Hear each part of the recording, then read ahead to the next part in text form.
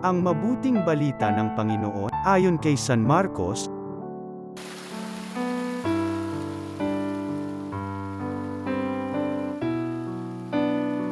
Noong panahong yun, umahon si Jesus sa kabululan, kasama ang kanyang mga pinili. Humirang siya ng 12 na tinawag niyang mga apostol upang maging kasakasama niya, suguing mangaral, at bigyan ng kapangyarihang magpalayas ng mga demonyo. Ito ang 12 hinirang niya.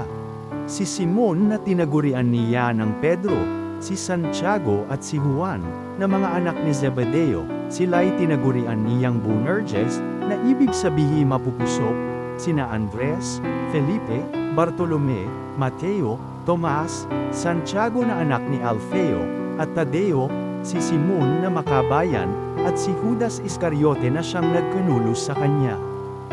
Ang mabuting balita ng Panginoon.